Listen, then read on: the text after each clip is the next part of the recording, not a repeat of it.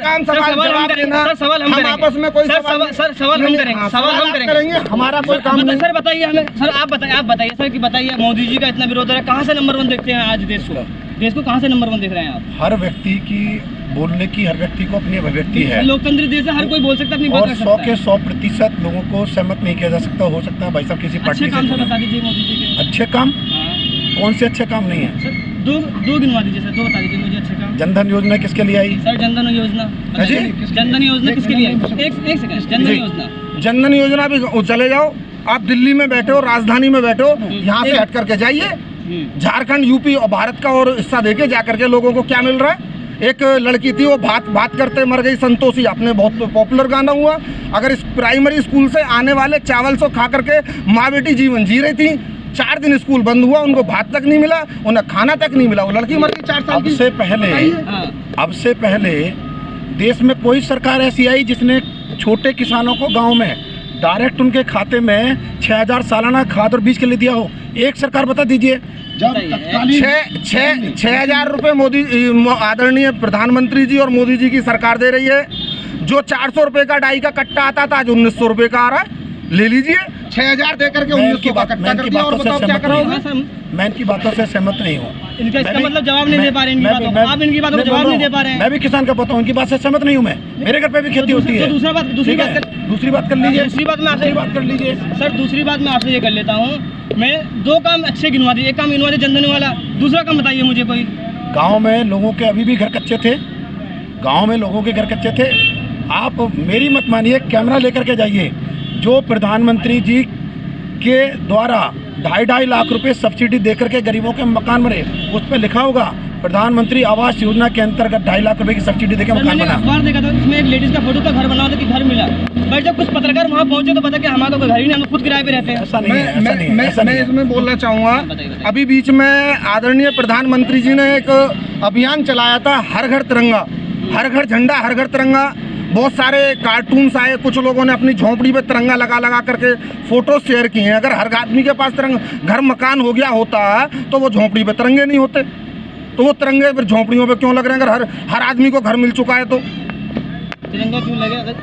अगर हर आदमी का घर होता तो तिरंगा झोंपड़ियों में क्यों लगते? तिरंगा का देखिए ऐसा है, कई लोग अपने खेतों में भी झोपड़ी बना लेते हैं। इसका क्या मतलब हुआ? इसका मतलब नहीं बोला था, तो गाँव के अंदर होता है ना। हमारे जैसे खेतों में, खेत किसी के दूर होते हैं, वहाँ खेतों में काम करने के लिए जाते हैं, धूप से बचने के लिए, बारिश से बचने के लिए। लोगों के 2-2 किलोमीटर दूर पे खेत है, 1-1 किलोमीटर की दूरी पे, वहीं उसी झोपड़ी के अंदर बैठ के खाना भी खा लेते हैं। वहीं थोड़ा आराम करना तो आराम भी कर लेते हैं। सर 15 अगस्त को मैंने कुछ लोगों को देखा, वो बोल रहे थे कि हमारे पास झंडा तो है, लेकिन मोदी जी घर नहीं है, बताओ झंडा लगाए तो लगाए कहाँ पे? ऐसा वो योजना चल रही है, योजना बंद नहीं है। मोदी जी, हमारी माताएं बहनें गांव में रहती हैं, किसी सरकार ने आज तक सोचा कि जो माताएं बहनें गांव में रहती है, चूल्हे पे खाना बनाती है, धुआं उनकी आंखों में लगता है? कितना महंगा सर? आज सारे सिलेंडर ऊपर लटके पड़े हैं, कुछ नहीं हो रहा। पहले गैस कितने का था? पहले सर 370 का सिलेंडर था, आज सिलेंडर कितने का है? 370 का कभी नहीं रहा। 2014 में ना सर, क्या बात भैया जी, एक सेकंड। 2014 में जब देश में कांग्रेस की गवर्नमेंट थी, 900 रुपये का सिलेंडर था, उसमें 600 रुपये की सब्सिडी आती थी। आदरणीय प्रधानमंत्री नरेंद्र मोदी जी ने सिलेंडर 1100 का कर दिया, सब्सिडी 0 कर दी। जिनको उज्ज्वला योजना में सिलेंडर दिया, उनकी भी कीमत वसूली जा रही है उनसे। मैं एक चीज़ और बता दूं, तत्कालीन प्रधानमंत्री राजीव गांधी जी उड़ीसा के अंदर एक भाषण दे रहे थे।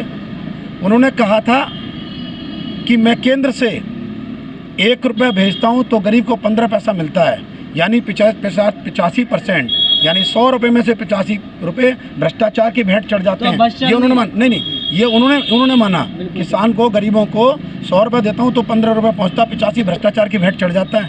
तो जब उनको पता था कि भ्रष्टाचार की भेंट चढ़ जाता है तो उन्होंने खोजने की कोशिश की। आज नरेंद्र मोदी जी जितना केंद्र से रुपया भेजते हैं, पूरा का पूरा जाता है, एक पैसा माइनस नहीं हो सकता उसमें। ऐसी योजनाएं क्यों नहीं लेकर के आए वो?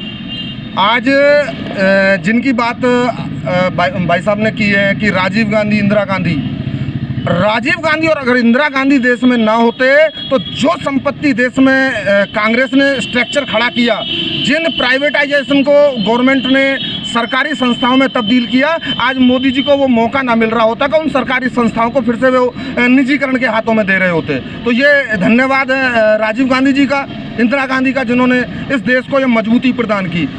एयर इंडिया बिक गया किसकी वजह से? मैं आपको रेलवे का नाम पहले बता चुका। आपका रिजर्व बैंक आरबीआई की जो बैंक शाखाएं थी उनको भी बेच करके तुमने 29 में कर दिया, अब 29 को भी बदलने में लेके आ रहे हो। जो पहले मजदूर के लिए 12 सर मोदी जी कोई पॉलिसी लेके आता है, हर पॉलिसी का आप लोग बहुत लोग विरोध करते हैं। मैं उसके लिए अब आप पत्रकार हैं, आप पत्रकार का काम है, क्या काम है पत्रकार का? सच खोजना। आज तक मोदी जी किसी पत्रकार के सामने जवाब देने आए हो तो मुझे बता दीजिए। प्रधानमंत्री है सर। अरे भाई साहब मैं वही तो कह रहा हूँ, तो प्रधानमंत्री का मीडिया, अरे भाई साहब इतना समय है कि आदमी प्रधानमंत्री जी 1-1 घंटे आरती कर सकते हैं। जो जापान से जब वो उनके राष्ट्रपति आए थे तो उन्होंने कहा था मोदी जी जब आपको इतनी फुर्सत ही है तो बुलेटिन काहे को चला रहे हो? अरे मोदी जी को 1 घंटे पूजा करने की फुर्सत है, इंटरव्यू देने की फुर्सत नहीं है। वो सर उनकी आस्था है सर। वो तो भाई साहब मैं किसी की आस्था को, क्या मैंने आस्था को ठेस पहुंचाया है? मैं तो आपको जवाब दे रहा हूँ। मैंने तो नहीं कहा कि आप मोदी जी पूजा कर रहे हैं तो गलत कर रहे हैं। मैं तो कहा है जब 1 घंटे की पूजा कर सकते हैं मोदी जी तो आधा घंटे का इंटरव्यू भी दे सकते हैं। किसने मना किया मोदी जी को? अरे उनके ऊपर इतने भी थोड़ी ना है कि मतलब आधा घंटे के लिए जवाब नहीं दे सकते। मुझे लगता है मेरे दोस्त मेरे भाई टीवी नहीं देखते।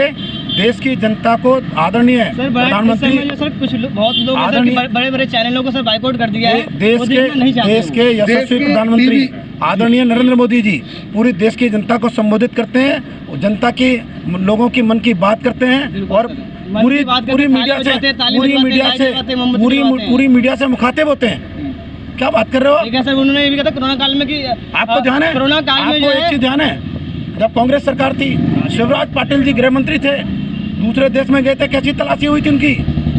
आज भारत का नागरिक दूसरे देश में जाता था कॉलर खड़ी करके जाता है। भारत से आए, यूक्रेन में युद्ध हुआ, आज भारत की इज्जत इतनी बढ़ गई। जब यूक्रेन के अंदर युद्ध छुड़ा हुआ था आदरणीय मोदी जी ने कहा कि आप तिरंगा लेकर के आइए, आपका कोई गोली नहीं चलाएगा। ये मोदी जी का जलवा है।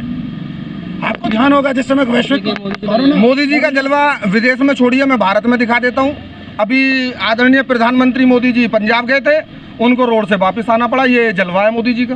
कोरोना वैश्विक महामारी हुई, पाकिस्तान के लोग फंसे चाइना के अंदर, पाकिस्तान ने हाथ खड़े कर दिए।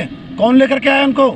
देश के आदरणीय यशस्वी प्रधानमंत्री मोदी जी लेकर के आए। होती है ये विदेशी नीति होती है। अगर कहीं के कहीं नागरिक फंसते हैं तो वो वहाँ की गवर्नमेंट की, वहाँ की सरकार की जिम्मेदारी बनती है। पाकिस्तान तो नहीं लेकर के हो सकता है ना लाए।